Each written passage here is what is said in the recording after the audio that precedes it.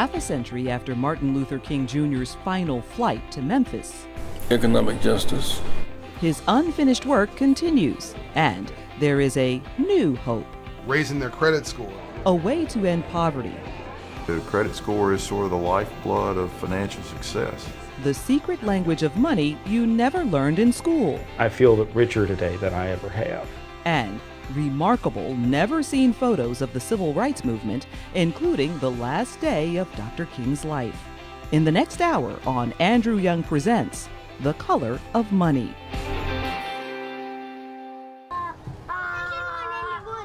It's no coincidence that Tiffany White's little girl wears a brand new pair of Nike shoes.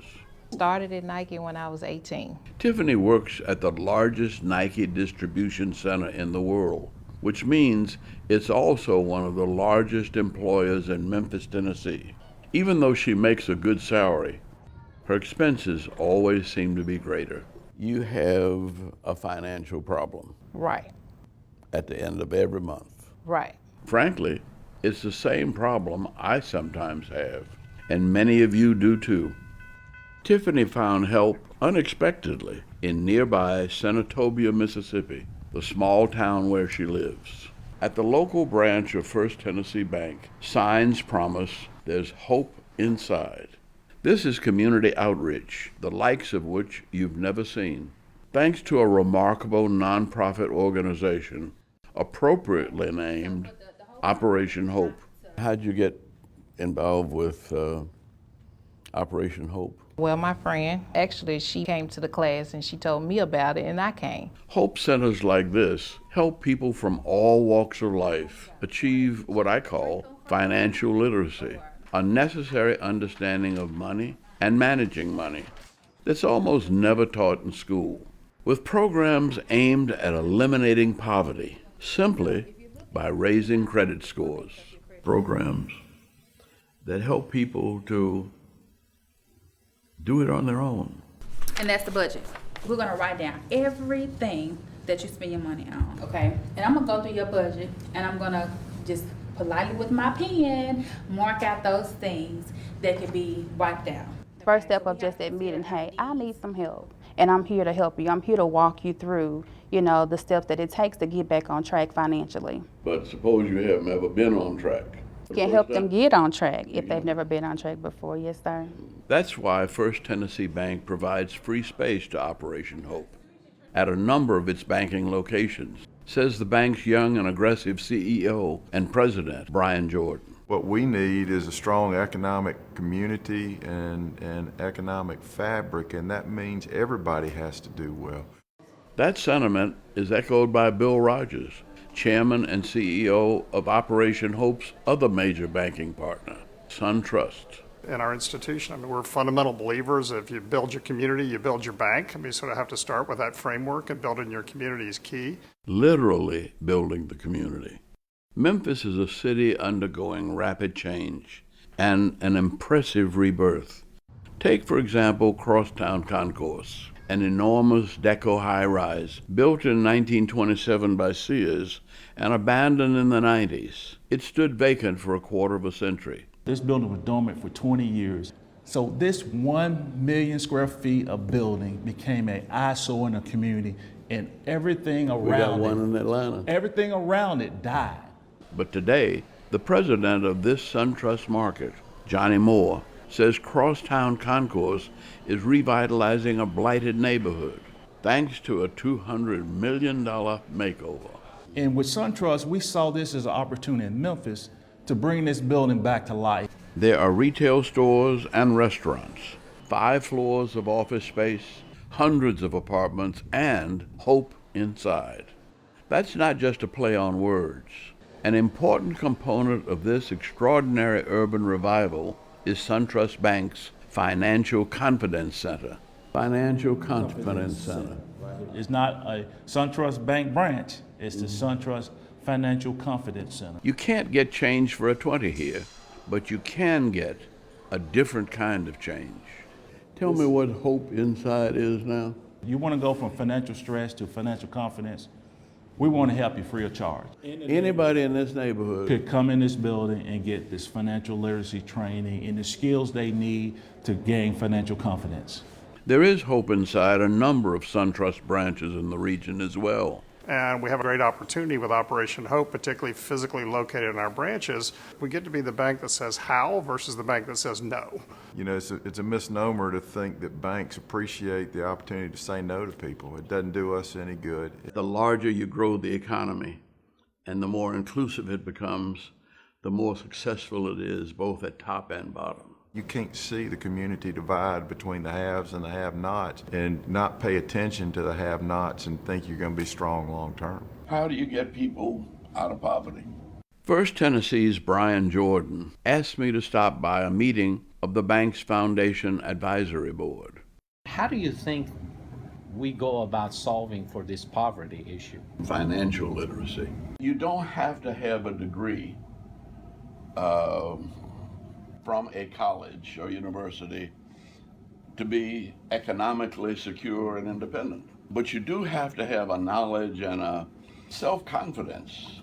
You've got to be able to know how to handle money. Truth be told, it took me a long time to learn the very lessons being taught by Operation Hope.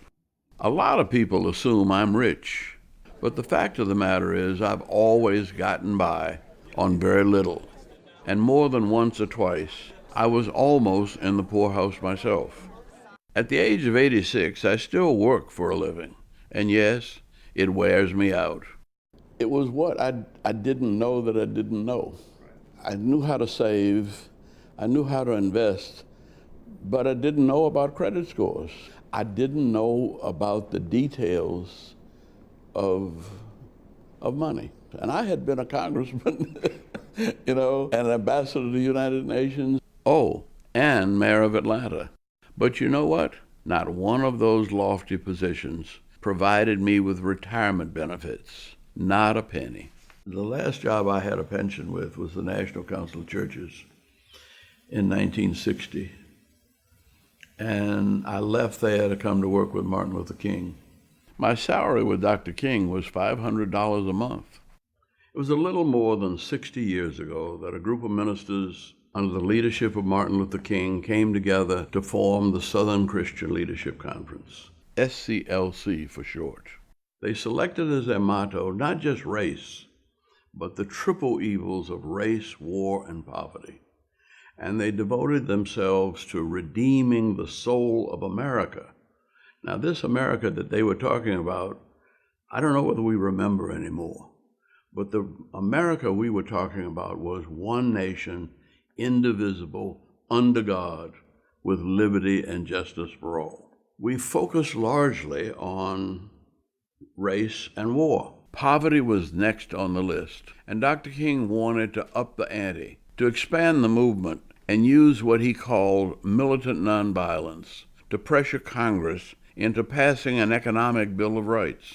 We made a decision which I wish to announce today. As usual, I was at Dr. King's side on December 4th, 1967, at what may have been his most controversial press conference ever.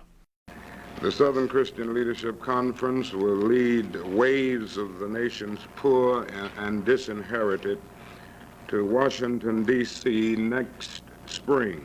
We had no way of knowing that Dr. King would live to see only the first 2 weeks of that next spring. He was determined to turn reform into revolution, knowing full well that it put him in the crosshairs. Is risky, but not to act represents moral irresponsibility. So I feel that we've got to do this. The Poor People's Campaign, as it came to be known, had been hotly contested, even within the ranks of SCLC. We were tired, and many of us didn't agree with the timing, but his mind was set, and so we followed his orders and started to prepare for an epic showdown on behalf of all of America's underprivileged, not just African Americans. We want to spend 3 solid months organizing the whole nation around this matter of jobs and income and mobilizing for our move toward Washington. So we feel that the 1st of April will probably be the time that we will move. But it was on the 4th of April that an assassin's bullet killed Martin Luther King Jr. In the recent past, I've been back to Memphis more times than I'd like. Somewhere up there, she said, came from. Various events commemorating the 50th anniversary of Dr. King's assassination have brought me together with my old friend and comrade, Jesse Jackson. Whites, they felt there was no great value in the Poor People's Campaign. Jesse says Dr. King was very discouraged, very run down, and I would have to agree. So I thought about quitting. Maybe I've done as much as I could do in 13 years. But he changed his mind and said, We turned the Madison into a bus. We're going to Memphis and on to Washington to focus on economic justice. He thought Memphis was a great example. He had working, poor people who were sanitation workers, whose work cleaned up the diseased garbage. He was trying to point the movement in the direction of economic security and stability. You went to First Tennessee and SunTrust banks. I went to where the money was. I went to where the power was, which were these 2 big banks, and said, basically, do you want new customers? Now, meet the audacious, larger-than-life entrepreneur and philanthropist who founded Operation Hope and talked his way into the boardrooms of the top financial institutions in Memphis, something Martin Luther King Jr. could never have done. Your friend, Dr. King, said in Memphis, you cannot legislate goodness. You cannot pass a law to force someone to respect you. That the only way to social justice in a capitalist country was economics and ownership. That's Dr. Martin Luther King Jr., that's your buddy. who was ahead of his time once again. You've now opened offices in Memphis, and in many ways are carrying on that same work. It is that coattail that we're riding on in Memphis. John Bryant is on to something big, something that could change the economics of the entire country. It took a while to convince me, but I am convinced. And that's what the movement did. And that led us inevitably from struggling with issues that were black and white to green.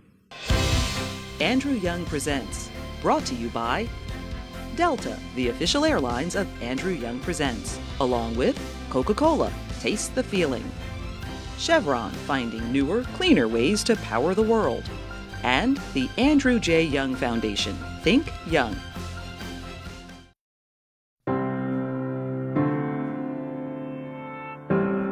Richard Anderson lives on a fixed income with limited resources, but you really wouldn't know it. Maybe I'm at the poorest point I've ever been in my life financially, but I feel that richer today than I ever have. Rick's life changed one day for the better while driving through Memphis, listening to radio station 95.7 Hallelujah FM. Tammy and I both listened to a local gospel station here that had advertised it. Hi, this is John Hope Bryant. I heard about it on the radio. In our Hope Inside network, more than 100 locations across the country, we're moving credit scores 120 points in 24 months, and we do it all for free.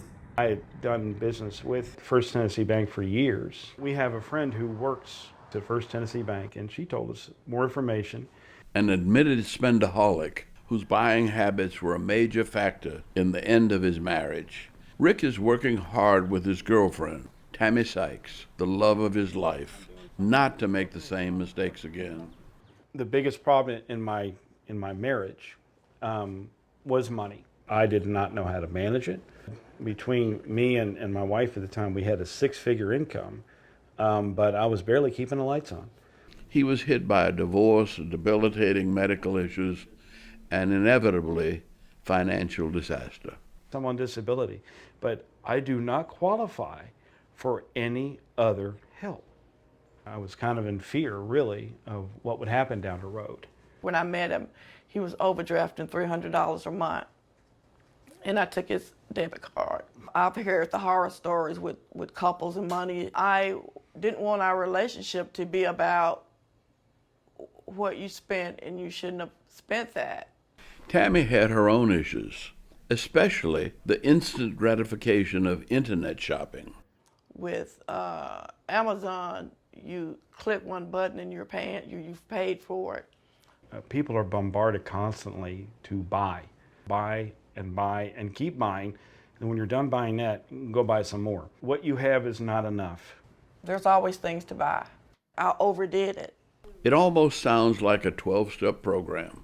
The first step being to admit you've got a problem.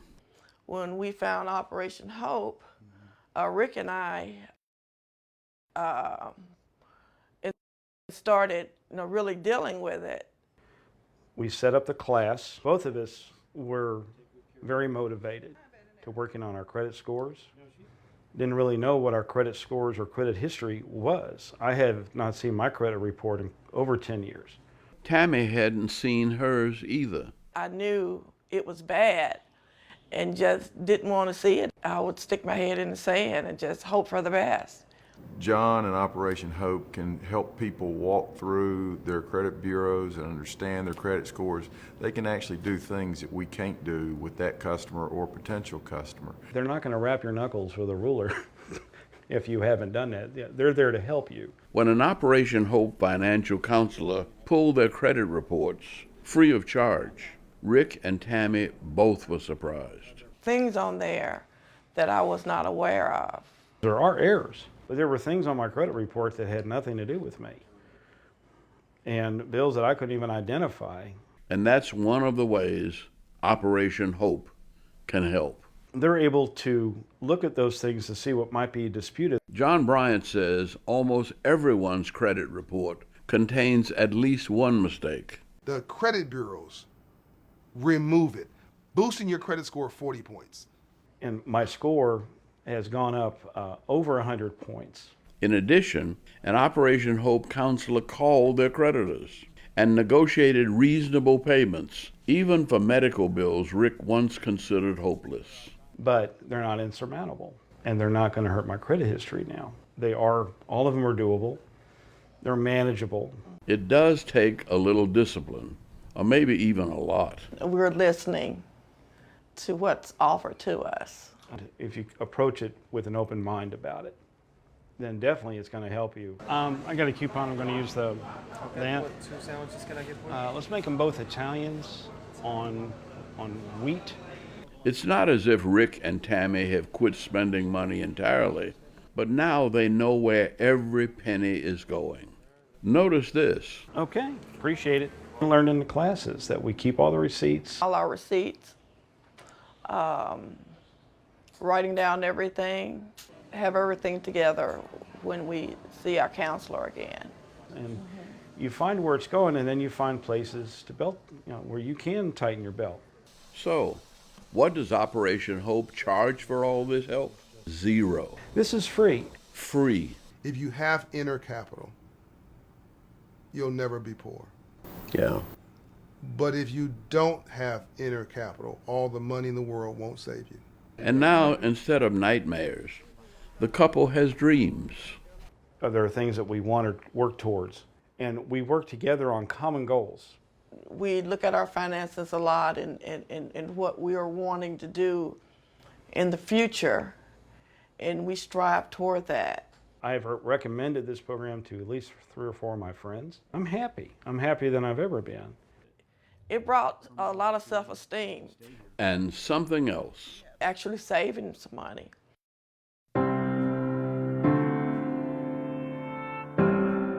Mason Temple in Memphis, Tennessee, is where Martin Luther King Jr. gave his very last sermon. The mountaintop speech, it's called. And believe it or not, at Mason Temple, today you'll find hope inside.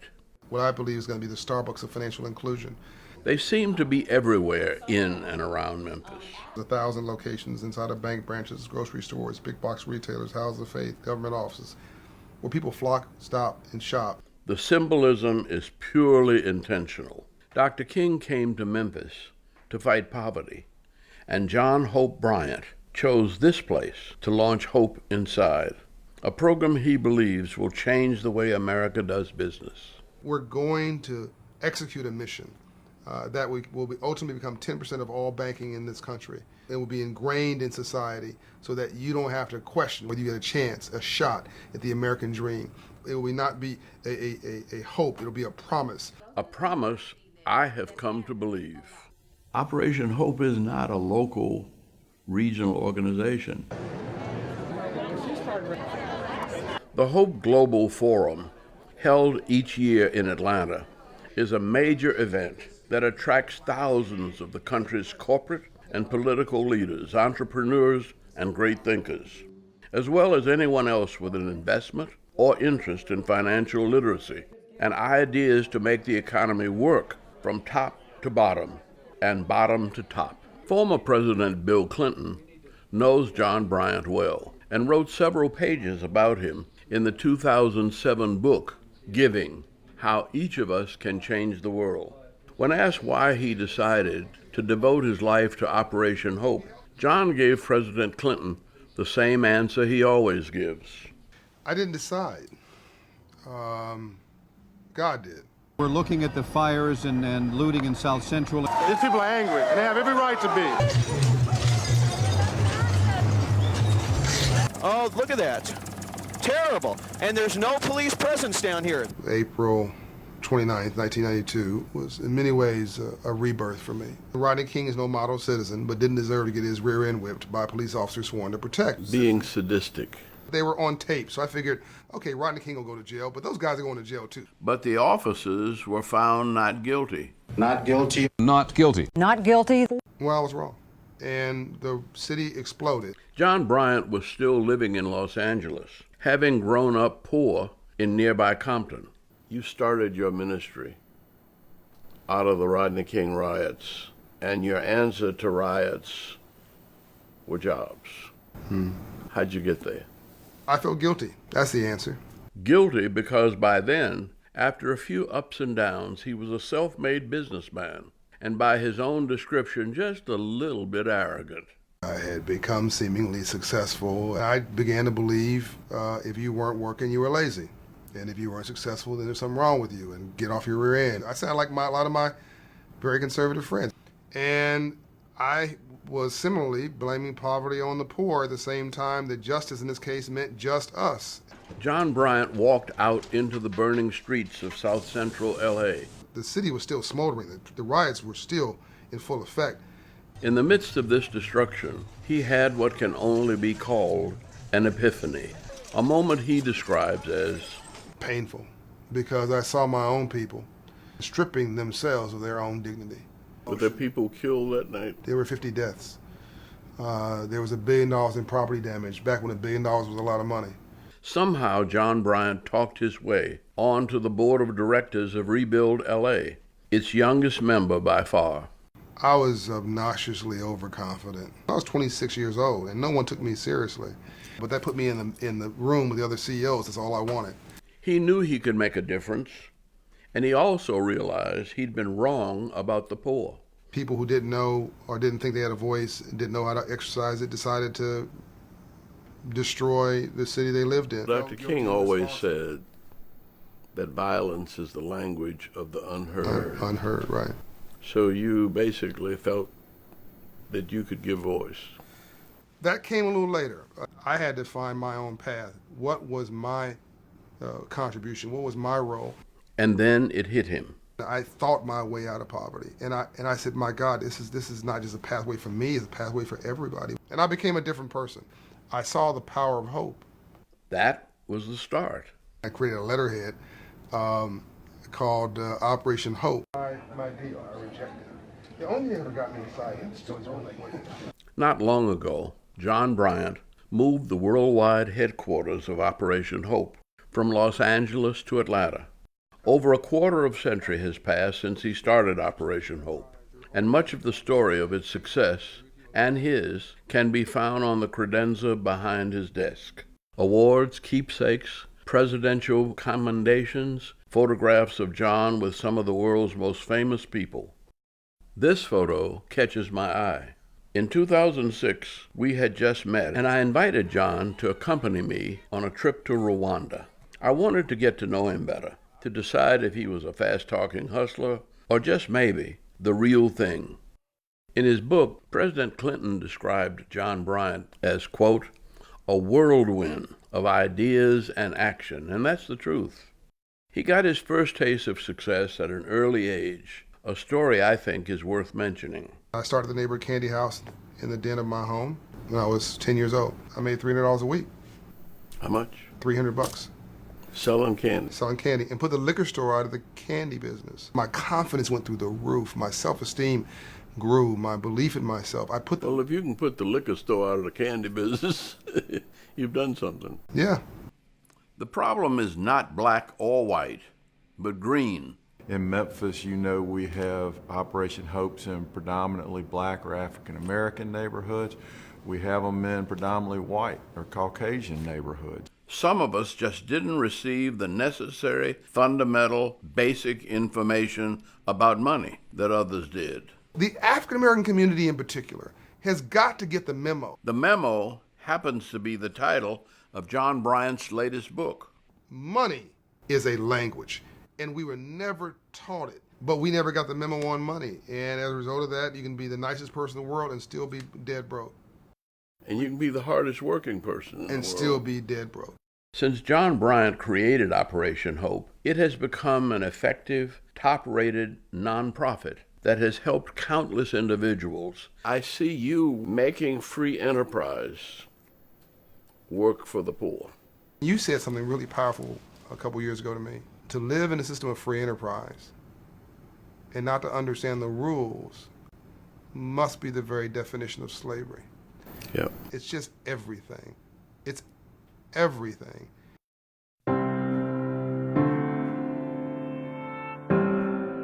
This is a very famous one, and John Hope Bryant This is one of his particular favorites. When he first came through, he said, I want this one. And most people look at that, they think she's holding up a check. But it's a voter's registration card. Yeah. They were thrown out of their homes because they registered to vote. This is just one of nearly 2 million photographs taken by the late Ernest C. Withers, who captured over 60 years of African American history. First as a freelancer for publications that white people barely knew existed and never looked at, but which kept black folk informed all across the country. Back then, the only people that were able to tell you what was going on in Memphis and Chicago or New York were Jet magazine. And so when he sent pictures to Jet, he was part of our public relations empire. Photography was extremely important. That's my dad's slogan. Pictures tell the story. The story of the modern civil rights struggle began, arguably, in the summer of 1955. Ernest Withers starts way back with maybe the first picture that called attention to the movement. That was the pictures of Emmett Till. This is the first assignment, was on the Emmett Till trial. Yeah. Emmett Till was a 14-year-old boy from Chicago, lynched while visiting relatives in Mississippi Delta. That brutal crime and the acquittal of his murderers drew outrage even among white people and suddenly put violence in the South under a bright new spotlight. That got a lot of attention. The world might never have known the name Emmett Till had it not been for Ernest Withers. Dad called in favors. Countless readers were moved and moved to action, including a young, not yet famous minister named Martin Luther King, Jr. Very few people knew Martin Luther King.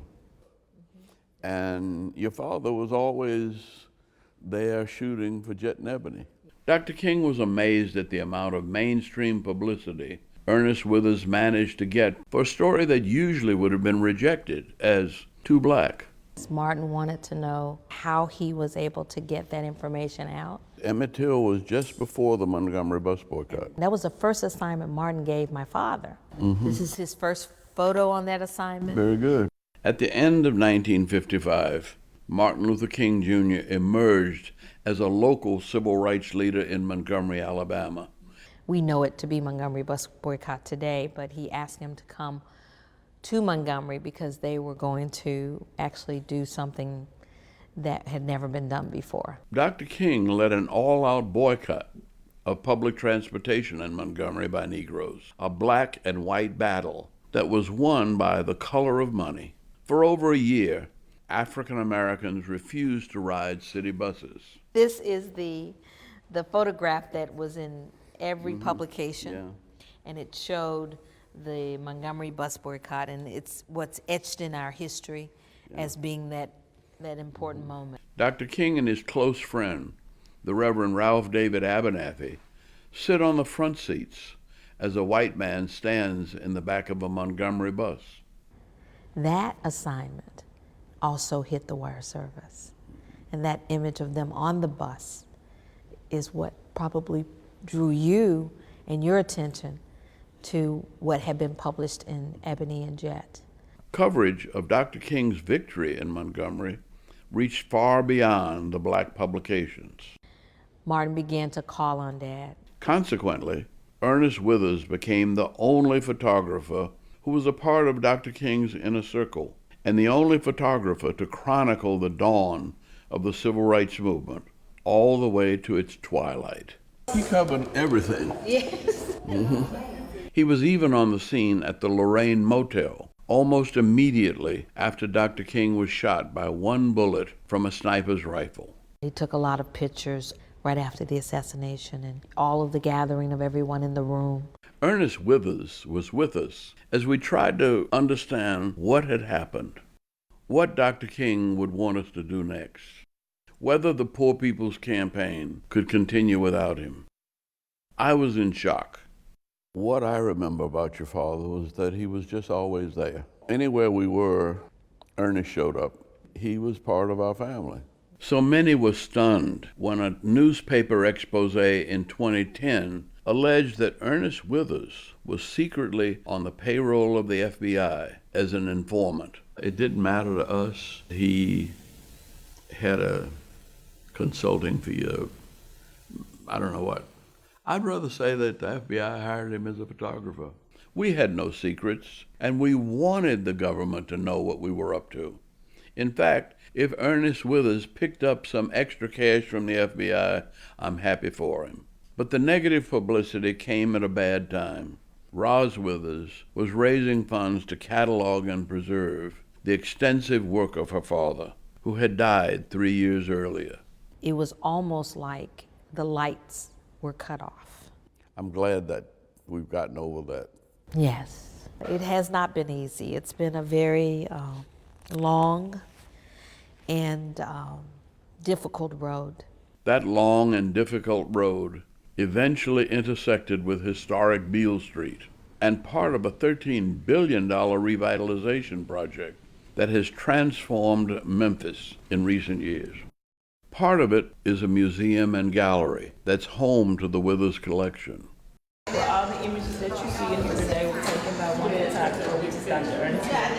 But there's much, much more here than meets the eye. When they come through the galleries, that they see lifestyle, they see us looking and having a good time, even in the times where we were supposed to be oppressed. There's no doubt that we were oppressed, but we didn't know it. It's like we were poor, but nobody thought they were poor. Yeah, that's true. Roz turned down a small fortune when she declined to sell the entire collection outright.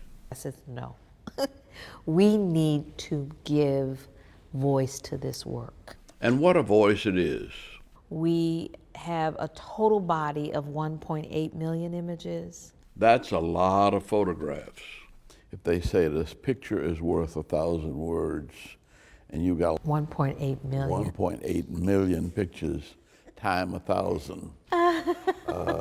That's pretty good. Negatives, most never printed, what do you do when you fill have several rooms at the Withers Archive.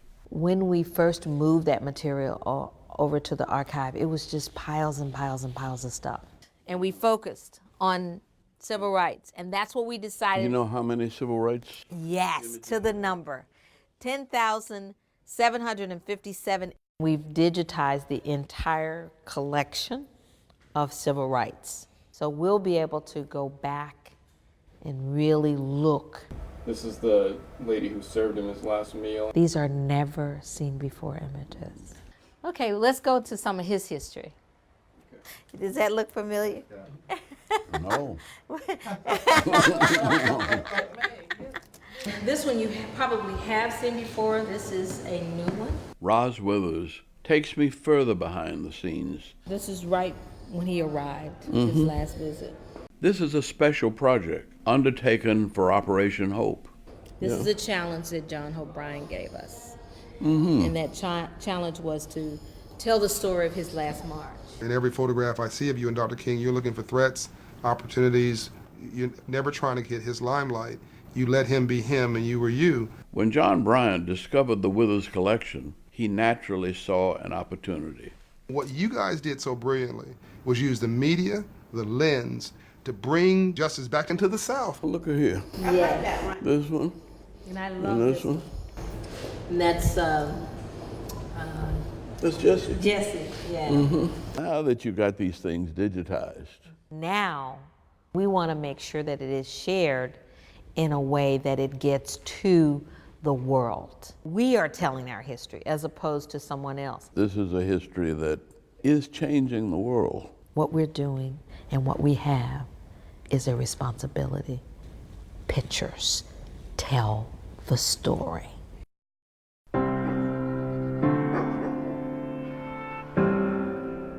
Welcome to Marks, Mississippi.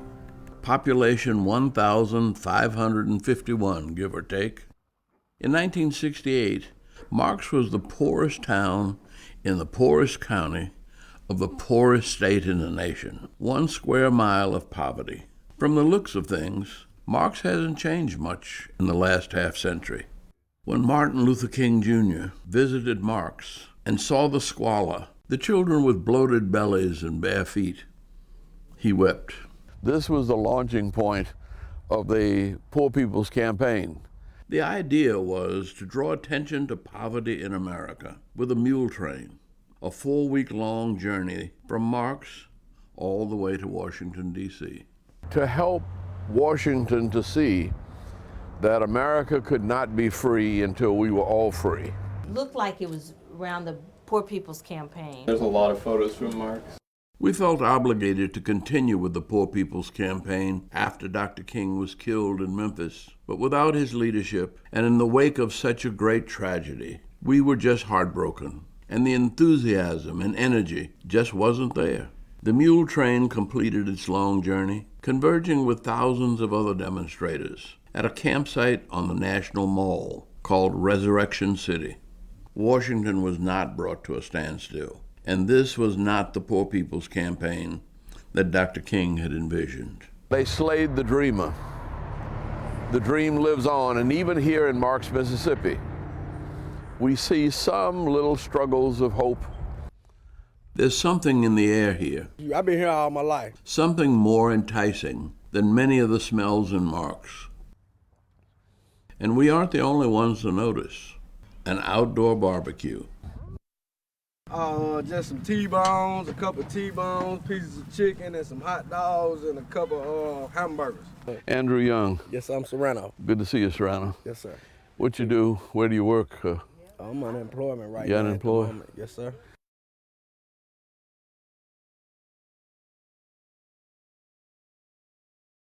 Until fairly recently, this factory was the largest employer in Marks. But they closed it down. It was a crippling blow, says Eddie L. Thomas. Well, I worked there a good 30 years, I know. It was real important. It was real important. Because people that was working there, they don't have a job over there now. That just cut the economy bad. Still, there are more poor people now than there were when Martin Luther King died. Now, y'all look like you're doing better now. Everybody's looking good. The Lord is blessing somebody somehow. Sunday worship service at Greater Mount Zion Church of God in Christ. We were led to Marks, and what I've decided to do with my life since then is tell the story as well as I can. Outside the church. Where are you in school, young lady? Ole Miss? Yes, sir. How you like it? I love it. What you studying? Biochemistry and Spanish. Go ahead, girl. Biochemistry and what else? Spanish. But less than 100 miles from Marks is Senatobia, Mississippi. And it was just as poor 50 years ago as Marks. But the banks have gone in and made it possible for people to borrow money, to become a part of the mainstream of the American economy. I wasn't in debt too deep. Tiffany White is part of the mainstream. I already knew some things, but some things I didn't know. For this problem, N would equal 5,000 milliliters. So what problems are you having? When I came to Operation Hope, it just gave me that further education for as budgeting, learning about my credit report, how the credit score works, saving, because that was one of my biggest issues, to save. You can save with 2 children? Yeah, you can.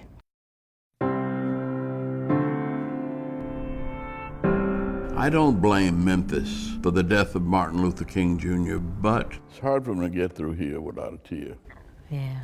It took me a long time to re-embrace Memphis. In truth, this is a vibrant, wonderful, happening city with a meaningful past and a promising future. I actually like Memphis and often sing its praises. Even so, it's difficult for me to return.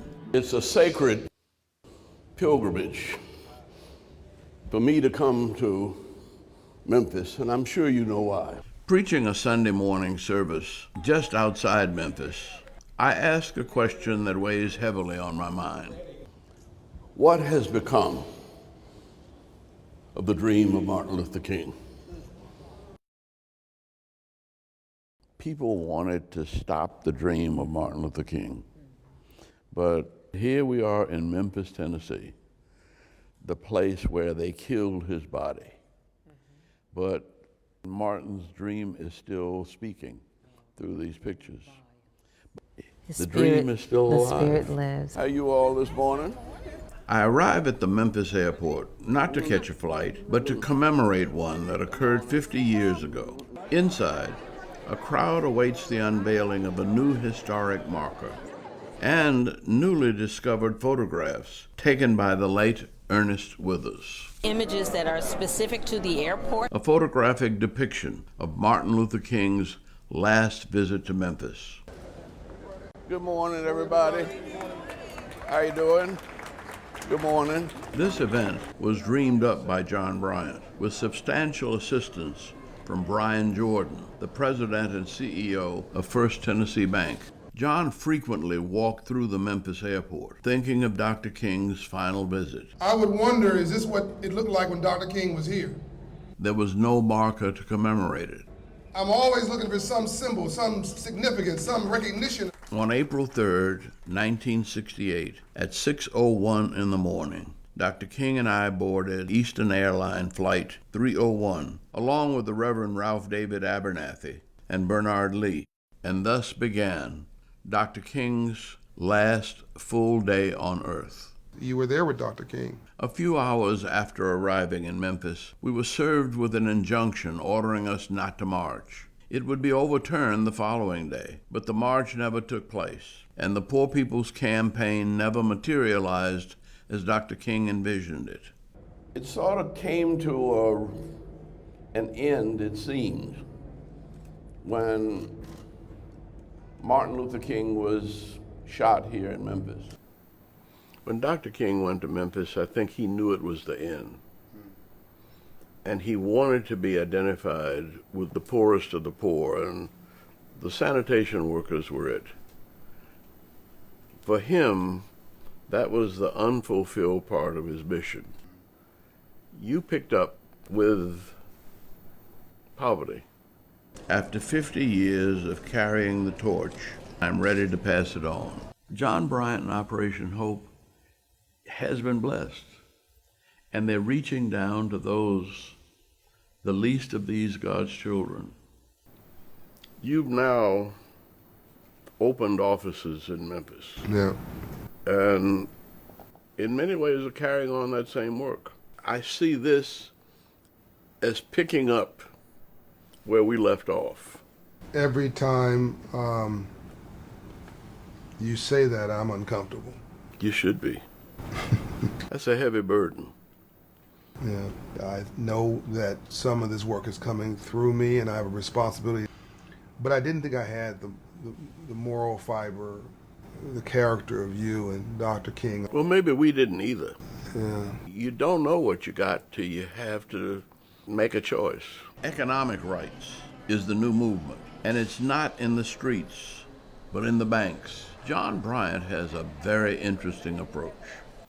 Being at that airport and being drawn back to the fact that I did not want Dr. King to go there in the first place, and realizing that he went there to his death knowingly, I think. But his death was only the beginning of his mission. And 50 years later, the income gap continues to grow. Yes. Andrew Young Presents, brought to you by Delta, the official airlines of Andrew Young Presents, along with Coca-Cola, taste the feeling. Chevron, finding newer, cleaner ways to power the world. And the Andrew J. Young Foundation, Think Young.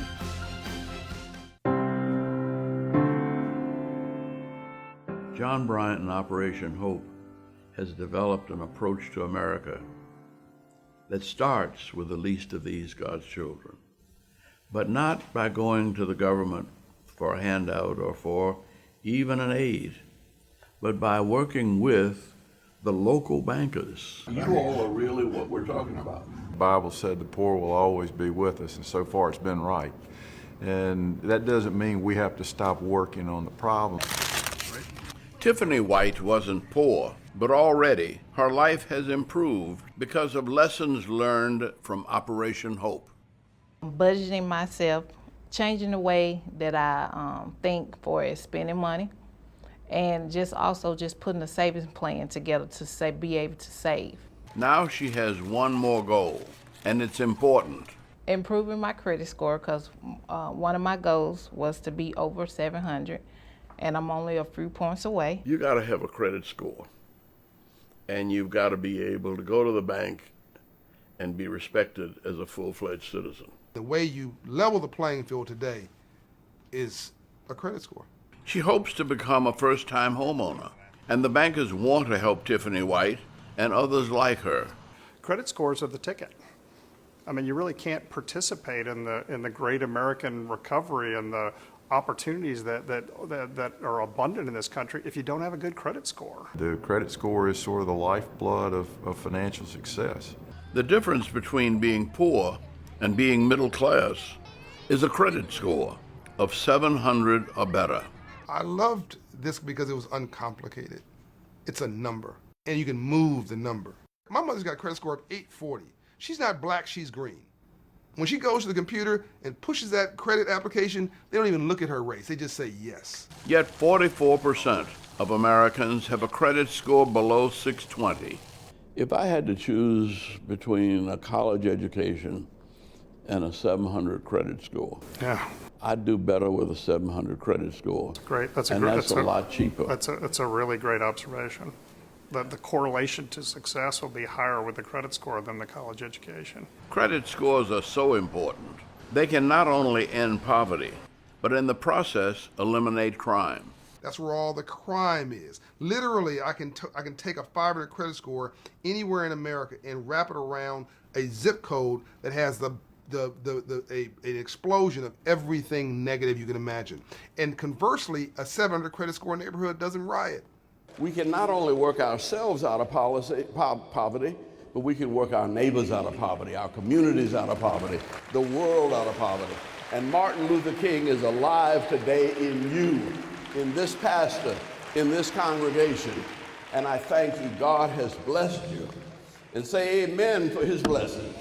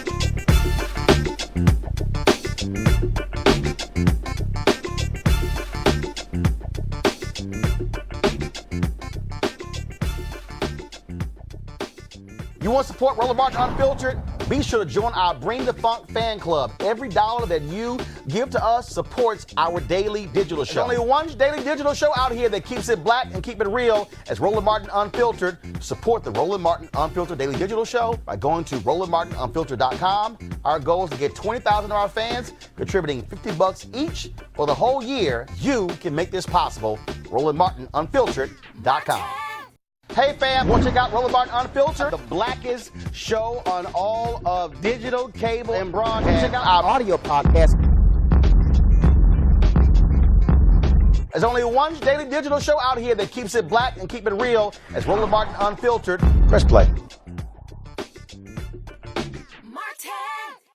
You want to check out Roland Martin Unfiltered? YouTube.com/Roland S. Martin. And subscribe to our YouTube channel. There's only one daily digital show out here that keeps it black and keep it real. It's Roland Martin Unfiltered. See that name right there? Roland Martin Unfiltered. Like, share, and subscribe to our YouTube channel. That's YouTube.com/Roland S. Martin. And don't forget to turn on your notifications so when we go live, you'll know it.